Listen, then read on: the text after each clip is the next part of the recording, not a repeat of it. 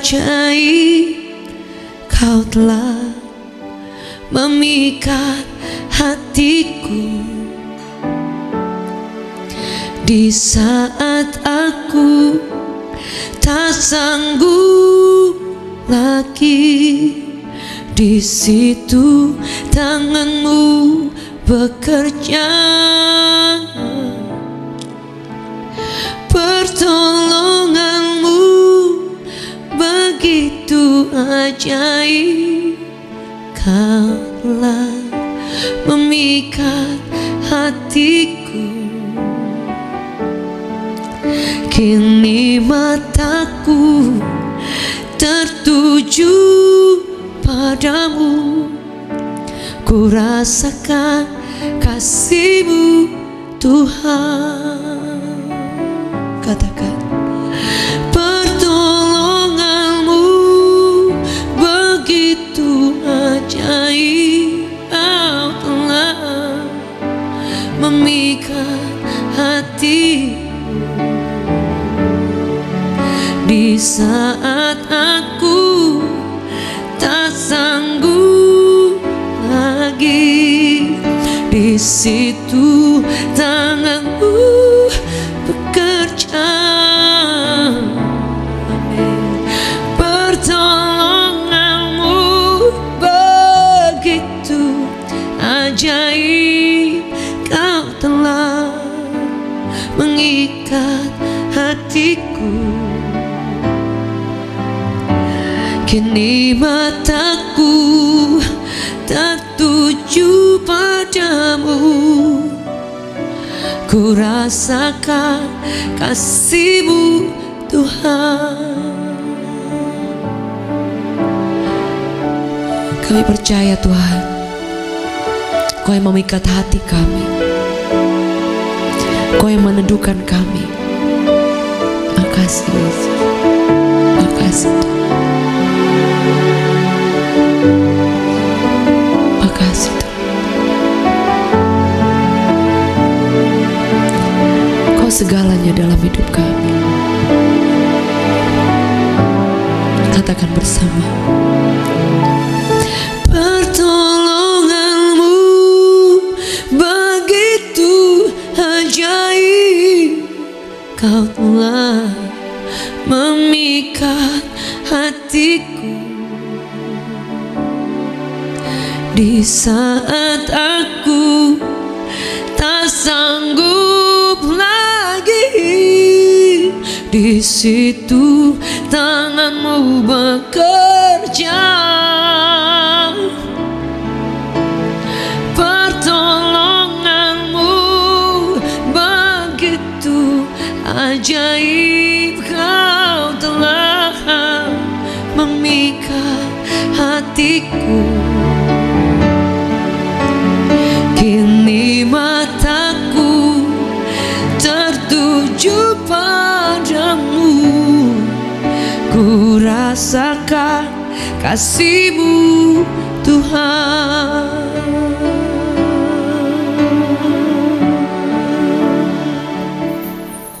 Shalom Bapak Ibu Saudaraku yang kekasih di dalam Tuhan Yesus Kristus. Puji Tuhan, kita boleh berjumpa kembali dalam ibadah pada hari ini. Kita sudah melewati sepanjang minggu ini, dan saya percaya kita boleh melihat kebaikan Tuhan sepanjang minggu ini dalam kehidupan kita. Dan hari ini kita boleh bersama-sama menyembah Tuhan, dan kita akan merenungkan akan kebenaran firman Tuhan yang akan menjadi kekuatan di dalam kehidupan kita. Mari kita akan berdoa terlebih dahulu sebelum kita akan merenungkan akan kebenaran firman Tuhan. Tuhan Yesus, terima kasih Tuhan untuk penyertaan-Mu di dalam kehidupan kami sampai hari ini. Dan saat ini Tuhan, kami akan merenungkan akan kebenaran firman-Mu. Urapi hamba-Mu dan semua umat-Mu, untuk kami boleh mengerti apa yang menjadi isi hati-Mu. Di dalam nama Tuhan Yesus kami berdoa dan mengucap syukur. Haleluya. Amin. Puji Tuhan Bapak Ibu Saudaraku, hari ini saya ingin membagikan kebenaran firman Tuhan, yaitu ketika kita direndahkan. Hari ini kita akan baca firman Tuhan dari 1 Petrus 2 ayat yang ke-23. Firman-Nya berkata demikian, ketika ia dicaci maki, ia tidak membalas dengan mencaci maki. Ketika ia menderita, ia tidak mengancam, tapi ia menyerahkannya kepada Dia yang menghakimi dengan adil. Bapak Ibu Saudaraku, firman Tuhan ini mencatat ketika Tuhan Yesus, Saudaraku, ketika dikatakan Dia dicaci maki, Dia tidak membalas. Ketika Saudaraku Dia menderita, Dia dianiaya, Saudaraku, dikatakan Dia tidak mengancam, tetapi dikatakan Ia menyerahkan kepada Allah Bapa di surga. Ia akan menghakimi dengan adil. Bapak Ibu Saudaraku, Tuhan Yesus melakukan hal yang baik di dalam kehidupannya, di dalam pelayanannya. Dia menolong begitu banyak orang. Dia menyembuhkan begitu banyak orang. Bahkan Saudaraku, Dia memberi makan 5.000 orang. Yang pada saat itu ketika mereka mengikuti Yesus, mereka dalam keadaan lapar, belum makan. Dan Tuhan Yesus memberi makan mereka 5.000 orang. Belum Saudaraku, wanita dan anak-anak. Saudaraku, Tuhan Yesus melakukan hal yang baik. Dia menolong begitu banyak orang. Tetapi apa yang dilakukan oleh orang-orang itu? Mereka membalas, Saudaraku, melakukan hal yang jahat kepada Tuhan Yesus. Mereka mencaci maki Yesus. Mereka menyerahkan Tuhan Yesus, Saudaraku, yang sebenarnya tidak bersalah. Saudaraku, Tuhan Yesus difitnah. Akhirnya Tuhan Yesus harus dihukum. Dan Tuhan Yesus akhirnya mati di kayu salib. Memang tujuannya untuk menyelamatkan kita manusia, untuk menggenapi apa yang menjadi rencana Allah, untuk menyelamatkan manusia dari kebinasan akan dosa. Tetapi yang kita mau pelajari dari sini, sebuah contoh teladan yang luar biasa, di mana ketika Tuhan Yesus direndahkan, diremehkan, dilecehkan, bahkan dikatakan dicaci maki, difitnah, bahkan dikata-kata hal-hal yang kotor, yang gak pantas sebenarnya Tuhan Yesus terima. Tetapi apa yang Tuhan Yesus lakukan? Dikatakan Dia tidak membalas. Bahkan Dia berdoa. Dia berdoa kepada Allah Bapa di sorga, supaya Tuhan mengampuni mereka. Bapak Ibu Saudaraku yang kekasih dalam Tuhan Yesus Kristus, ini adalah sebuah teladan yang luar biasa yang harusnya kita sebagai orang yang percaya kepada Tuhan Yesus, seharusnya kita melakukan hal yang sama. Dalam kehidupan kita pun kita akan menghadapi orang-orang yang barangkali bisa juga, yang tadinya kita sudah melakukan hal yang baik kepada mereka.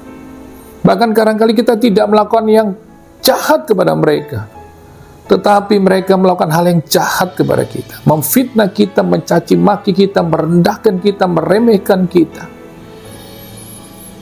Dan banyak orang tidak bisa menerima hal ini. Mereka akhirnya mengambil sebuah respon yang salah.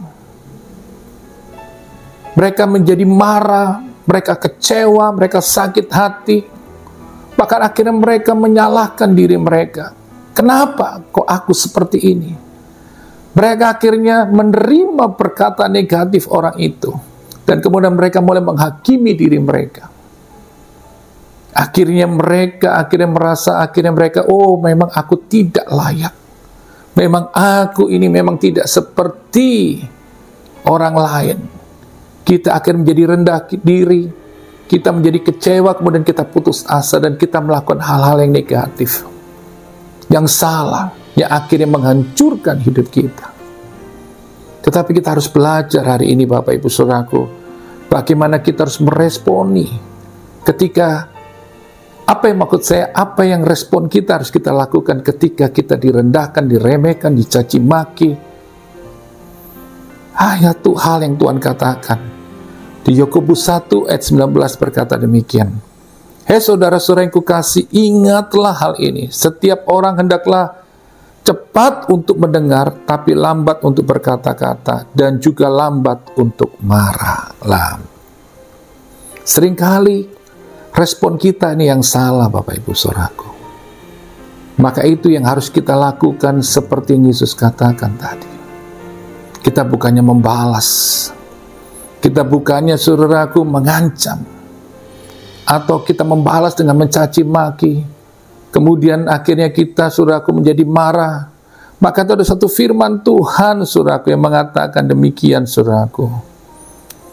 Dikatakan di Amsal saudaraku 15 ayat 18. Orang yang pemarah menimbulkan pertengkaran, tapi dia yang lambat untuk marah menenangkan perselisihan. Kalau kita tidak bisa mengendalikan diri, mengendalikan amarah kita, saudaraku, akhirnya terjadi perselisihan, pertengkaran, yang akhirnya itu akan, saya katakan tadi, akan menghancurkan hidup kita sendiri. Jadi Bapak Ibu saudaraku, ketika orang merendahkan kita, meremehkan kita, yang pertama, sadarilah bahwa apa saudaraku? Karena kita ini berharga dan mulia.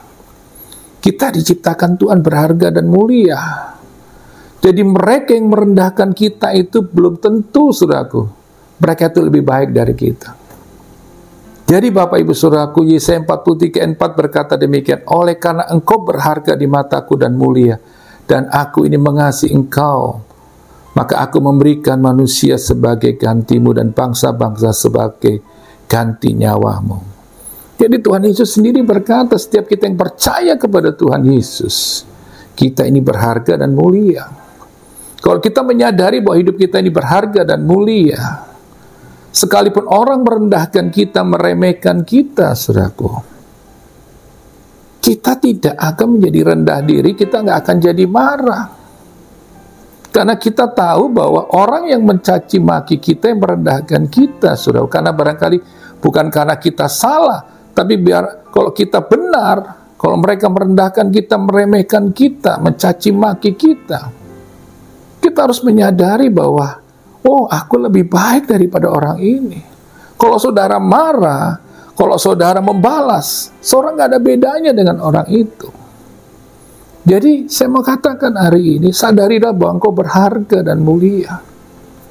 Seringkali saya pernah katakan bahwa kalau sesuatu barang yang mulia, saya katakan, biarpun itu ada di tempat sampah, kalau saya katakan barangkali itu berlian, sekalipun dia ada di tempat sampah, dia tetap berlian. Maksud saya begini, saudara, biarpun orang mengatakan kita, saudaraku, kata-kata yang seperti sampah, saya katakan tadi, kalau kita tahu bahwa kita ini berliannya Tuhan, saya mau katakan hari ini, kita tetap mulia, saudara, kita tetap berharga. Maka itu kenapa kita meresponi hal yang salah, melakukan hal yang salah dengan membalas. Serahkan itu kepada Tuhan. Biar Tuhan sendiri, saudaraku, yang akan membela kita. Dia akan bertindak membela kita. Jadi hari ini yang pertama, ketika kita direndahkan, sadarilah bahwa kita ini berharga dan mulia. Amin. Kalau kita, saudaraku, akhirnya membalas, ya kan? Kita akhirnya membuat pertengkaran dengan amarah kita, menjadi perselisihan. Kita nggak ada bedanya dengan mereka. Akhirnya kita merendahkan, saudaraku, derajat kita, maksud saya. Yang tadinya, saudaraku, kita ini mulia, jadi akhirnya sampah seperti mereka yang mengeluarkan kata-kata sampah itu kepada kita. Dan akhirnya kita nggak ada bedanya dengan mereka. Maka itu Bapak Ibu saudaraku, sadarilah bahwa kita ini berharga dan mulia. Yang kedua, apa yang harus kita lakukan ketika kita direndahkan? Yang kedua, saudaraku, kita harus menanggapinya dengan bijak. Emosi tidak akan membuat derajatmu lebih tinggi. Nah, banyak orang berpikir, oh, aku harus balas. Wah, ini harga diriku. Wah, kan. Banyak orang akhirnya, saudaraku, dengan dia membalas, dengan dia, saudaraku, melakukan, saudaraku, hal-hal yang tidak baik, melakukan hal yang seperti orang yang melakukan itu kepada kita, dengan kita membahas dengan caci maki, dengan hal-hal kata-kata kotor, atau dengan amarah yang meledak-ledak. Dan saya mau katakan hari ini, Kelihatannya, wah saya hebat. Padahal saudaraku, saya mau katakan sekali lagi seperti yang saya katakan tadi, itu tidak saudaraku membuat derajatmu menjadi lebih tinggi, tapi kau sedang merendahkan dirimu. Amin. Jadi hari ini Bapak Ibu saudaraku, belajarlah untuk bijak, tidak perlu emosi dan membalasnya, untuk menunjukkan bahwa kita sama seperti mereka.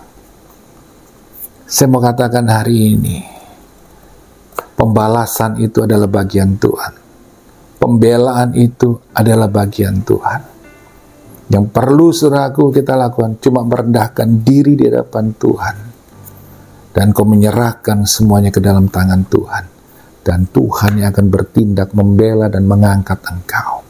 Dan akan mempermuliakan engkau. Jadi hari ini Bapak Ibu saudaraku, jadilah orang yang bijak dalam menanggapi saudaraku. Setiap saya katakan tadi hal-hal yang tidak baik yang kita terima dari orang-orang yang iri hati barangkali, yang orang-orang yang barangkali yang kita tidak jelas kenapa dia harus mengatakan hal itu, padahal kita tidak melakukan hal itu. Yang perlu respon kita tadi saudaraku, kita sudah harus bisa mengendalikan emosi kita. Amin. Maka itu Mazmur 37:8 berkata, berhenti marah, tinggalkan kemarahanmu, jangan marah, itu hanya membawa celaka. Lihat, orang kalau nggak bisa mengendalikan amarah, dia bisa melakukan hal yang jahat. Dia bisa membunuh, dia bisa menyakiti hati orang, dan melakukan hal-hal yang jahat, saya katakan. Maka itu saya katakan hari ini, kendalikan dirimu. Dengan engkau tersungkur di hadapan Tuhan, serahkan semua dalam tangan Tuhan. Dia adalah pembela kita, yang adil, saudaraku. Dan dia berkuasa untuk menolong dan membela kita. Yang selanjutnya, kita harus introspeksi diri, saudaraku. Bukan tanpa sebab, barangkali orang-orang itu, saudaraku, merendahkan kita. Kita harus mengkoreksi. Kalau ada salah, ya kita minta maaf. Kita harus mengakui kesalahan kita, dan kita harus berubah. Barangkali orang yang mengatakan hal itu, barangkali ada satu tujuan. Barangkali ingin mengoreksi kita. Tapi karena kita tidak siap menerima koreksi itu, kemudian kita jadi marah. Tapi lakukanlah yang baik. Sekalipun itu menurut kita merendahkan kita, meremehkan kita. Tapi belajarlah untuk introspeksi, saudaraku. Mulai cek dirimu. Kalau memang kau tidak salah, dan saudara harus berkata, aku harus menjadi lebih baik. Aku harus hidup menjadi lebih baik lagi. Dan apa yang dikatakan orang itu, aku mau tunjukkan bahwa tidak seperti itu apa yang mereka katakan. Aku harus menunjukkan bahwa aku harus jadi lebih baik. Aku harus jadi berkat, supaya nama Tuhan dimuliakan. Maka itu Bapak Ibu saudaraku, 2 Korintus 13 ayat 5 berkata, ujilah dirimu sendiri, apakah kamu tetap tegak di dalam iman. Selidiki dirimu, apakah kamu tidak yakin akan dirimu, bahwa Kristus Yesus ada di dalam diri kamu, sebab jika tidak demikian, kamu tidak tahan uji. Jadi, kita saudaraku di sini, kita harus mengintrospeksi diri. Supaya lewat hal ini, kita benar-benar hidup kita makin hari menjadi lebih baik. Menjadi seperti Kristus. Supaya nama Tuhan dimuliakan. Yang selanjutnya, yang terakhir, saudaraku. Apa yang harus kita lakukan? Balaslah dengan menjadi seorang yang lebih baik. Roma 12 ayat 17 berkata, janganlah membalas kejahatan dengan kejahatan. Lakukan apa yang baik bagi semua orang. Jadi, kalau kita menghadapi orang-orang seperti ini, respon kita harus baik. Kita saudaraku harus melakukan apa? Yang baik. Doakan mereka, berkati mereka. Dan saya percaya ada kuasa di dalam doa itu. ketika kita melepaskan berkat pengampunan, kita melepaskan berkat kasih kepada orang itu, dan berkat Tuhan itu akan mengalir atas hidup kita. Kita akan melihat ada kasih Tuhan akan mengalir. Kita akan menerima kekuatan. Kita akan mengalami, saudaraku, berkat-berkat Tuhan yang berlimpah-limpah. Maka itu hari ini Bapak Ibu saudaraku, lakukan yang baik. Ketika engkau dikecewakan, engkau disakiti, diremehkan, direndahkan, sekali lagi saya katakan, saudara perlu datang hanya kepada Yesus. Serahkan semua dalam tanganmu, dan jangan malah membalas dengan yang jahat atau melakukan hal yang sama seperti orang-orang itu. Tapi doakan mereka, lepaskan berkat Tuhan. Dan saya percaya Tuhan akan melihat. Tuhan akan melihat. Tuhan itu tahu, saudaraku. Setiap orang yang percaya, dia tahu ketika kita susah, dia tahu ketika kita lemah, dia tahu ketika kita nggak mampu. Tuhan akan menolong kita, memberikan kita kemenangan. Jadi Bapak Ibu saudaraku, biarlah kita sama-sama hari ini kita belajar untuk ketika kita direndahkan, diremehkan, kita nggak perlu balas seperti Yesus ajarkan. Kita lepaskan pengampunan, kita lepaskan saudaraku kasih Tuhan atas mereka di dalam doa kita. Kita lepaskan berkat Tuhan. Sekalipun itu tidak mudah, tapi kita harus lakukan itu. Saya percaya kita akan mengalami kelegaan, kemenangan, dan berkat Tuhan itu akan mengalir di dalam kehidupan kita. Puji Tuhan. Saat ini Bapak Ibu saudaraku, sebelum saya akhiri khotbah saya ingin berdoa buat Bapak Ibu saudaraku. Barangkali hari ini engkau mengalami hal yang sama. Engkau sedang terluka, engkau kecewa, engkau marah, dan engkau sulit untuk mengampuni. Tapi kuncinya cuma satu, yaitu ketika kita mau melepaskan pengampunan, engkau akan mengalami kelegaan. Engkau akan mengalami, saudaraku, janji dan berkat Tuhan. Saya mau katakan sekali lagi, penyelesaian dari masalah dalam pernikahan cuma satu, pengampunan. Ketika engkau mau mengampuni, rumah tanggamu akan pulih. Lakukan seperti apa yang Yesus katakan. Jangan membalas dengan kejahatan. Lakukan yang baik. Dan Tuhan akan menyembuhkan lukamu. Tuhan akan menyembuhkan hatimu. Dia akan memulihkan keadaanmu. Mari saya ingin berdoa khususnya buat Bapak Ibu saudaraku yang saat ini mengalami hal ini. Angkat kedua tanganmu dan saya ingin berdoa. Tuhan Yesus, Engkau tahu keadaan setiap umat-Mu saat ini. Mereka khususnya yang sedang Tuhan mengalami, Tuhan, seperti apa yang firman-Mu sedang katakan. Barangkali mereka sedang direndahkan, dikecewakan, disakiti. Barangkali hati mereka terluka, kecewa. Tapi saat ini Tuhan, biar kasih-Mu mengalir, menyembuhkan, dan berikan mereka kekuatan untuk mengampuni. Dan aku percaya dalam nama Yesus, Tuhan Kau berkarya luar biasa atas hidup mereka, menjamah, memulihkan. Dan aku percaya Tuhan, Kau akan bela mereka, Kau beri mereka kemenangan dalam nama Yesus.